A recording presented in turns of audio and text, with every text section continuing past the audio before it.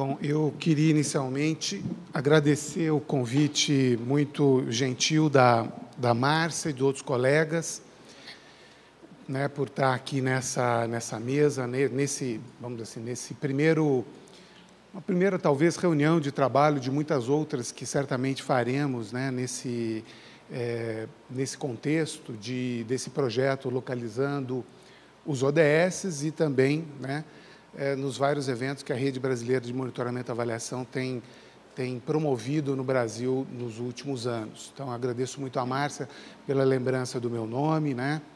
E também parabenizo ela, a Martina, ao Santiago, todos os outros colegas que estavam aqui, Diva, Ana Cristina, o Jaime Nadal, por viabilizarem esse evento, né? Por conseguirem construir, né, trazer essa atividade para cá, reunindo um conjunto importante de interlocutores que estão aqui presentes aqui na plateia.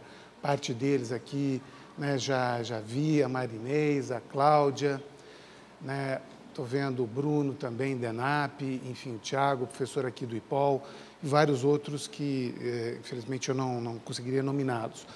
Bem, a minha apresentação, ela está restrita aos 20 minutos, eu vou ser muito obediente nesse sentido. Eu havia feito uma apresentação, uns 3, 4 slides iniciais, que eu vou deixar só como referência, porque depois vocês vão poder ter acesso a ele, mas o Jaime já fez uma exposição de contextualização sobre a agenda dos Objetivos de Desenvolvimento Sustentável, né, que é uma agenda internacional de desenvolvimento que passou a vigir a partir de 2015 e que, no fundo, reflete um amadurecimento dessas discussões que as Nações Unidas e, enfim, todos os países vêm tendo desde os anos 20, quando, né, o Estado contemporâneo, o Estado, passou a ter um papel cada vez mais presente do ponto de vista da promoção, muitas vezes provisão das políticas sociais, né? Então, nos anos 20, 1920, começam-se as preocupações com a questão do desemprego, né, e a sua mensuração. Depois, nos anos 60, tem o movimento dos indicadores sociais, que repercutem em vários países, inclusive com o início da produção de vários relatórios de indicadores sociais. No caso do IBGE, o primeiro relatório de indicador social aparece em 1979, e também é o momento, né, a partir de 1971, é isso, Ana Cristina e Jaime podem depois corroborar, são as décadas de desenvolvimento das Nações Unidas, a partir de 71, 81, né, 91, onde as Nações Unidas, de alguma forma, preconizam agendas, sobretudo de desenvolvimento econômico, e que evoluem ao longo dos anos 80 para uma discussão mais ampla, que se inicia com a produção dos relatórios de desenvolvimento humano, mas ela é muito mais rica do que isso, né? Quem me conhece sabe como eu sou crítico do relatório, mas também reconhecedor dos méritos do desenvolvimento humano. Mas o fato é que, nesse período, você também tem um momento importante de conferências mundiais de desenvolvimento social, são mais de 10 conferências, cada uma dessas conferências acaba, enfim, trazendo, acho que não está funcionando, a agenda dos indicadores.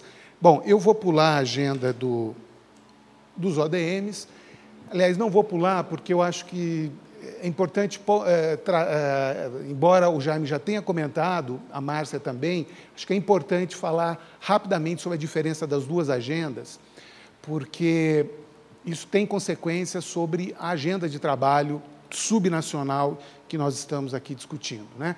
Em primeiro lugar, a agenda dos ODMs era uma agenda que, embora tivesse sido assinada por vários países, dizia respeito aos países emergentes subdesenvolvidos.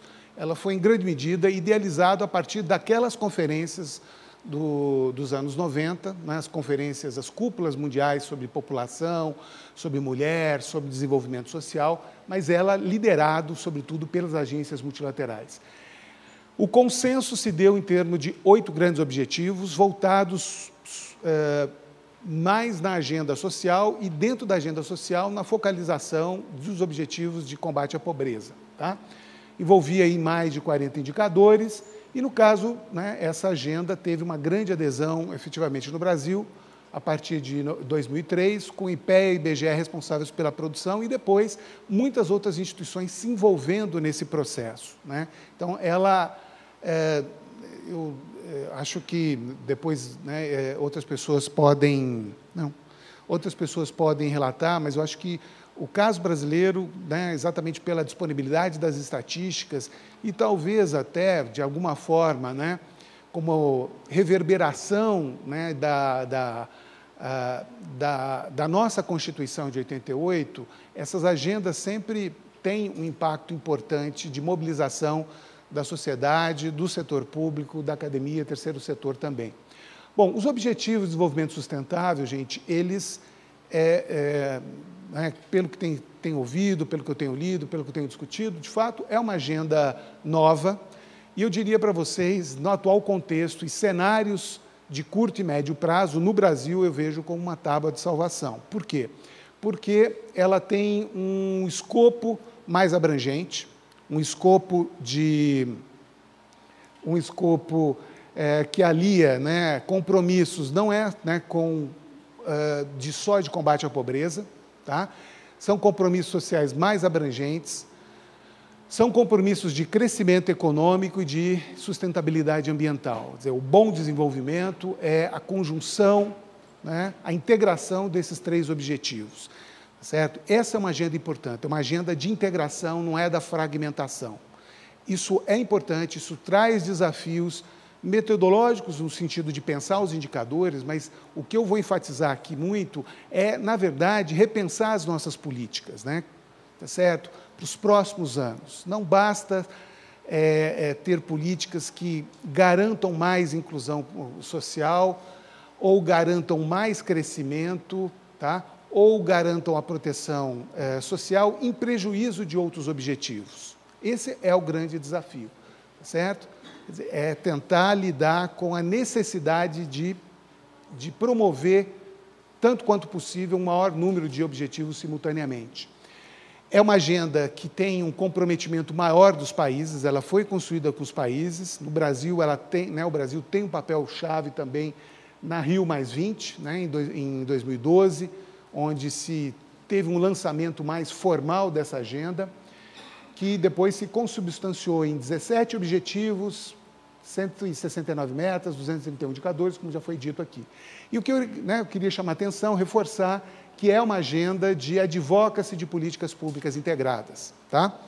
E que envolve, certamente, um esforço de busca maior de conexão que, de alguma forma, aqui no Brasil, a gente já produziu no ODM, que é entre objetivos, políticas e indicadores, trazendo vamos dizer assim, uma discussão importante sobre conceituação e produção de indicadores comparáveis, certo? Muitos dos indicadores com os quais a gente está trabalhando, eles, de alguma forma, precisam ser repensados, ou porque eles perderam alguma sensibilidade de acompanhar as políticas públicas, tá?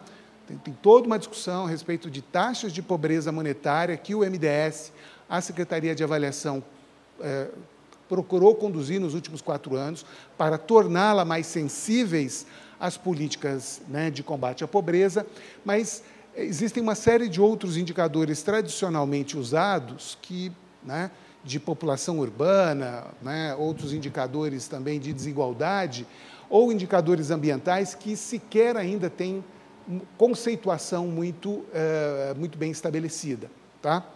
Então, além disso, tem todo um esforço de produção de pesquisa e produção de análise. Então, esses 17 objetivos, eles se reúnem nesses 5 grandes P's, né? Quer dizer, uma outra forma de apresentar, talvez mais palatável que os 17 objetivos, que se dividem entre econômicos, sociais e ambientais, eles se estruturam, né, nessa forma mais integrada de garantir dignidade, prosperidade econômica, sustentabilidade, paz mundial e parceria. Então, é uma outra forma também de ver a agenda ODS, que tem vantagens interessantes. Bom, o que eu queria chamar a atenção aqui, gente, é que no segundo parágrafo ali, que essa agenda ODS, ela cria oportunidade de fóruns de discussão técnico-política, né? Uma discussão técnica, mas é uma discussão também política, de redesenho de políticas públicas, no caso brasileiro, né? A gente avançou muito do ponto de vista de políticas sociais setorializadas, era o que a gente podia fazer no momento, tá certo? Em educação, desenvolvimento social, saúde, habitação, trabalho, avançamos muito nisso e precisamos avançar mais no sentido da integração, na sinergia entre essas várias políticas e nas sinergias em que elas podem produzir simultaneamente vários aspectos, né? Sem perder de vista que, muitas vezes, determinados objetivos de aumento, por exemplo, da produtividade econômica, ela não pode vir, né, sozinha do ponto de vista de garantir aumento de produtividade às expensas, às custas, né, de uma precarização das relações de trabalho, de diminuição de direitos sociais ou de degradação ambiental, tá certo? Para citar um exemplo. Portanto, esse é o grande desafio, né? Porque a questão-chave que acho que os países se colocam, que eu acho que a gente tem que se colocar no Brasil, do ponto de vista da esfera federal, estadual e municipal, é quais são as nossas experiências, estão ainda pouco documentadas, pouco registradas no setor público, municipal, nas ONGs, de projetos e práticas conduzidas por vários agentes que contribuem simultaneamente para um ou vários dos objetivos. Porque eu acho que as questões chaves que a gente tem que se colocar nesse projeto localização ou qualquer projeto derivado dessa agenda não pode ser, de novo, mais do mesmo, né? Como já me disse, no sentido de replicar a experiência certamente exitosa dos ODMs, né? Acho que a experiência de ODM no Brasil, muito exitosa, está aqui, a Diva vai mostrar, a Ana Cristina também vai mostrar a experiência, né, do portal ODM, a experiência da Unicef, mas eu acho que o desafio agora é novo, no sentido de repensar, por exemplo, responder essas perguntas. Quais as estratégias mais exitosas para, simultaneamente, combater a fome, favorecer a inclusão produtiva e diminuir a desigualdade? Que políticas favorecem o aumento da produtividade do trabalho, do emprego e mais bem-estar para o trabalhador? Que ações e programas educacionais favorecem a formação cidadã? Porque educação, gente, não é só desempenho em matemática, português, enfim, educação. Eu não sou um especialista absolutamente, mas né, a gente sabe o papel da educação para a formação da coesão, né, consciência de direitos sociais e, naturalmente, conhecimento técnico. E quais devem ser as diretrizes de um marco regulatório que possa garantir né, crescimento da produção, porque a gente precisa, de fato, crescer, a gente precisa crescer para distribuir. Se a gente não cresce, é cada vez mais difícil distribuir. A gente viu boa parte, né, desse momento que nós estamos vivendo tem a ver com isso, né, como a gente cria emprego e como é que, de certa forma, a gente continua garantindo sustentabilidade e proteção ambiental. Os vários relatórios das Nações Unidas, do PNUD, FAO, OIT, vários relatórios colocam o Brasil, da CEPAL também, o PNUD América Latina, mostram que o Brasil tem experiências positivas nessa seara de integração desses três grandes objetivos. Bem, finalizando essa primeira parte, porque, enfim, certamente eu já estou quase estourando o tempo, mas eu acho que a gente tem que ver essa promoção da agenda como o advocacy de políticas. Então, eu tenho, acho que, seja como professor lanaense, seja aqui como um membro da Rede Brasileira, e, né, alguém envolvido também nessas discussões sobre políticas sociais, eu acho que a gente tem que trabalhar, né, aproveitar a agenda ODS nessas oportunidades. Acho que tem que ter um primeiro produto, que é um produto que o básico que o IPEA, IBGE e os ministérios conseguiram fazer. Alguns estados, de alguma forma, eu não sei se municípios conseguiram fazer, dessa correspondência entre objetivos, quais são as políticas que contribuem para os objetivos e, naturalmente, os indicadores mais sensíveis para aquelas políticas e para aqueles objetivos. Tá certo? Então, os relatórios de acompanhamento dos objetivos do milênio que o IPEA fez eles retratam isso, esse esforço de fazer a conexão entre quais são as políticas que dialogam com os indicadores. Agora, o conjunto de indicadores é mais complexo. As lacunas de políticas estão mais flagrantes, seja na esfera federal, estadual e municipal. Acho que a gente precisa ver, né, essas caselas preenchidas. Tá? Então, acho que um esforço importante que a gente tem que fazer em capacitação, em desenvolvimento de projetos, é isso. Um outro produto é um produto, gente, que ainda talvez não tenha sido plenamente desenvolvido, mas, de fato, para o Brasil, é uma identificação dos públicos-alvo das várias políticas.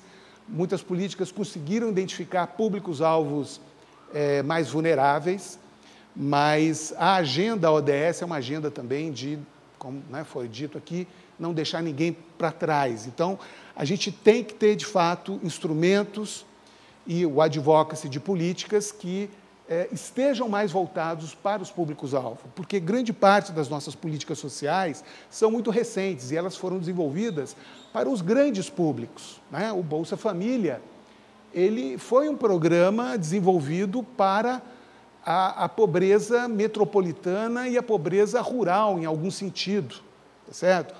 Né? Quer dizer, ele foi estendido, e ele tem sido estendido para os vários segmentos vulneráveis, embora ele não seja a melhor solução em toda a situação.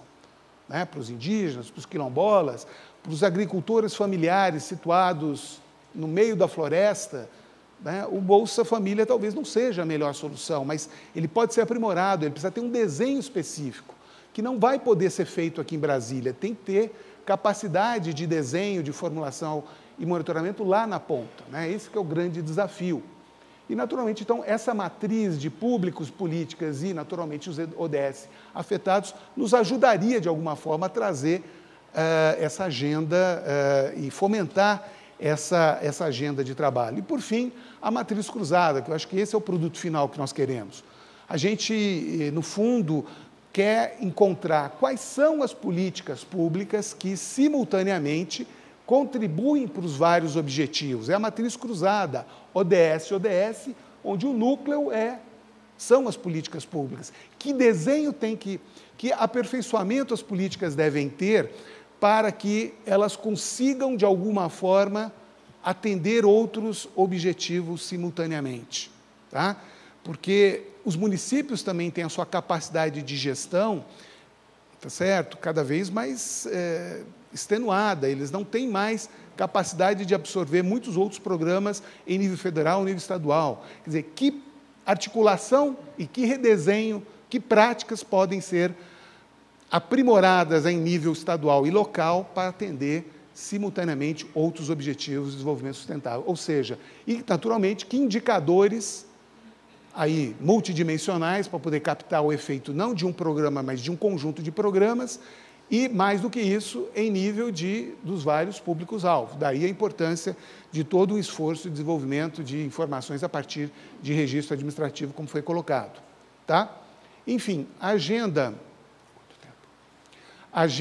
eu estou finalizando aqui, eu acho que a rede brasileira, por ser e os parceiros, Instituto Fonte, universidades, né, e enfim, o FICAS, né, o projeto Localização dos ODS, eles podem contribuir para essa promoção da agenda e, no fundo, pelo menos em 5 grandes aspectos. Primeiro, eu acabei contrabandeando e coloquei realmente uma discussão, gente, sobre valores públicos que orientam a avaliação. Acho que tem uma discussão que não é... Eu diria que está muito conectado, sim, ao ODS, porque o ODS nos ajuda a defender alguns valores públicos que estão um pouco desprestigiados, né? Na verdade, estão desprestigiados desde 2015 com a ascensão da equipe do ex-ministro Joaquim Levy, né, de quem veio e de quem ficou nessa agenda, infelizmente.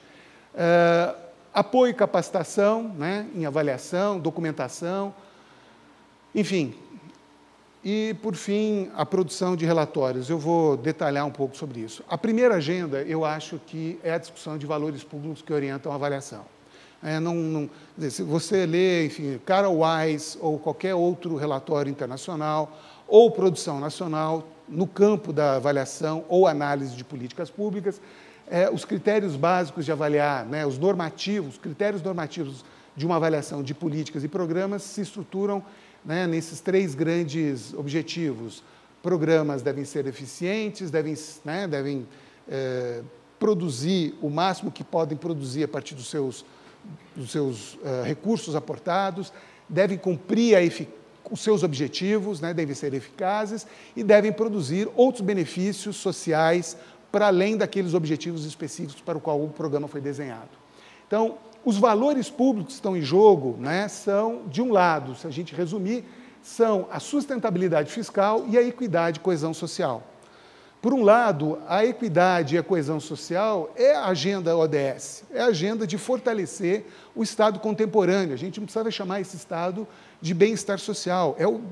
O Estado contemporâneo, é um Estado que, de fato, tem um papel regulador, inclusive, muito mais importante, do ponto de vista da questão ambiental.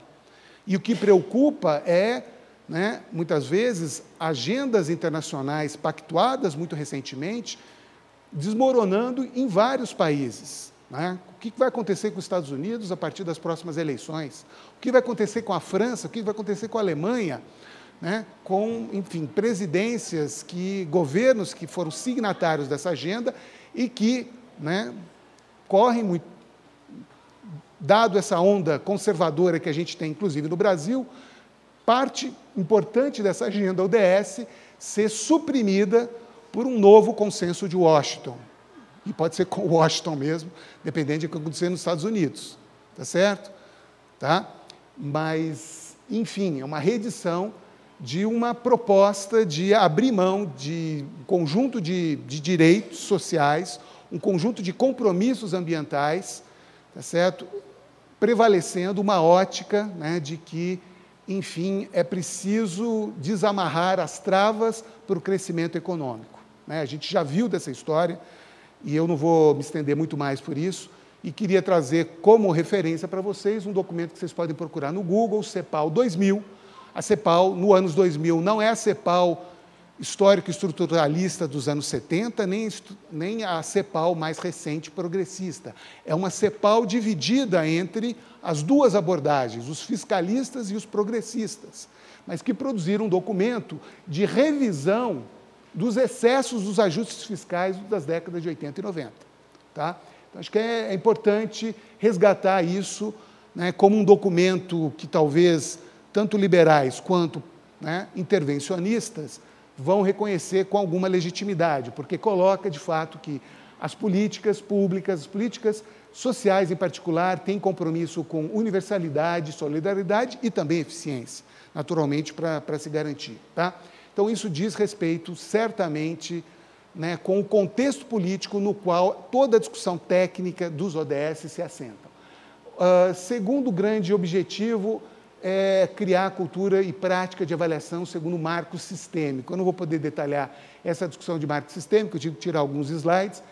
Tem essa publicação da SAGE, tem muitos outros livros, mas, enfim, existe uma publicação da SAGE que a gente vai tentar ainda trazer algum para distribuição no período da tarde para algumas instituições. Esse material já está quase esgotado e aproveitei para fazer a propaganda desse meu último livro, que, enfim, onde a gente, no fundo, procura advogar por essa abordagem multimétodos, multi-institucional e sistêmica da avaliação, tá certo? Políticas públicas no Brasil são pesquisas complexas, são programas complexos e precisam dessa abordagem. Existem outras publicações nesse sentido. Queria chamar a atenção de que eu acho que um esforço importante que a gente tem que fazer aqui no Brasil é documentação de programas. A gente pensa muitas vezes no esforço de monitoramento e avaliação em métodos de levantamento de dados ou análise de dados, quando, na verdade, a gente também tem que fazer métodos de documentação das experiências municipais. Se a gente quer trocar peças nesse baralho, a gente precisa fazer com que estados e municípios consigam documentar melhor as suas experiências para que a gente possa construir aquelas matrizes. Então, tem experiências e também, naturalmente, disponibilizar os estudos, pesquisas que foram realizados, os seus dados. Eu estou só trazendo aqui algumas das experiências que a SAGE desenvolveu ao longo do tempo, para me fixar nessa última, que é a experiência de capacitação. Nós desenvolvemos, na verdade, 4 manuais. O último manual tem a ver com inclusão produtiva, mas é um manual de indicadores, um de monitoramento, um de avaliação. Esse material está disponível na internet. Nós fizemos uma capacitação que teve mais de 15 mil capacitações. Né? Teve gente que fez todos os cursos, né? Cerca de 1.500 pessoas fizeram os 3 cursos, mas a grande maioria fez pelo menos o primeiro curso de indicadores. Certo? Essa aqui é um pouco esse programa de capacitação em monitoramento e avaliação chegou em 2.000 municípios, né? É preciso fazer muito mais esforço, tem resultados de fato. A gente fez uma avaliação, inclusive, de egressos por telefone, né? Depois de 6 meses, avaliando a efetividade do treinamento para o pessoal. Por fim, eu queria, então, só falar dos desafios da localização, só chamar a atenção de vocês, que às vezes nos dá uma certa ansiedade de que, como é que nós vamos responder aos 231 indicadores? Eles são 231 indicadores na agenda internacional, 1/3 são computáveis hoje, com alguma regularidade, já tem consenso conceitual, consenso metodológico e pesquisa. 1/3 ainda requer estruturação de pesquisas e fontes, né? A gente precisa discutir melhor a compatibilização internacional, e 1/3 desses 231 ainda tem que fazer um grande esforço de conceituação e reflexão, né? Como medir esses indicadores, certo? E boa parte dos indicadores ambientais e alguns econômicos, produtividade, tá certo? Por exemplo, trabalho precário, são algumas dessas dimensões que ainda precisam uma reflexão maior. Na agenda nacional, enfim, é aprender a experiência da agenda ODM. Existem muitos projetos na ANIPES e no IBGE. A ANIPES é a instituição que reúne os órgãos estaduais. Tem projetos importantes lá, né, que são base para muitos indicadores. Quer dizer, o PIB estadual, o PIB municipal, as projeções demográficas são fundamentais para vários indicadores que estão sendo calculados. Né? Existe todo um investimento na exploração do cadastro único e outras bases de dados que não pode terminar, né? Quer dizer, como extrair informação para grupos específicos a partir dessas bases de dados e como integrar essas bases de dados a partir de 2020 com o censo 2020, de forma a ter um censo contínuo. Né? O censo 2020 ele tem um potencial para receber novos temas, mas também muitas dificuldades, porque o censo brasileiro já é muito grande. Tá? Isso, talvez o maior esforço no censo seja garantir que as amostras sejam um pouco maiores, para que a gente possa computar algumas estatísticas para grupos sociodemográficos específicos. Mas, por outro lado, nós temos a PNAD contínua. A PNAD contínua é uma amostra muito maior do que a PNAD tradicional, tá certo? Seria possível desenvolver algum tipo de modelagem para extrair estatísticas em nível microrregional, como, por exemplo, fazem os Estados Unidos. E, naturalmente, né, eu acho que a gente também tem que explorar algumas informações sobre o orçamento, a alocação dos recursos municipais e estaduais dos orçamentos, documentar as boas práticas, usar a pesquisa Munique do IBGE, como outras fontes que podem, de alguma forma, dar indicações, não exatamente indicadores, mas indicações de que há um compromisso, de fato, daquela agenda ODS na esfera municipal. Obrigado pela oportunidade, pela atenção.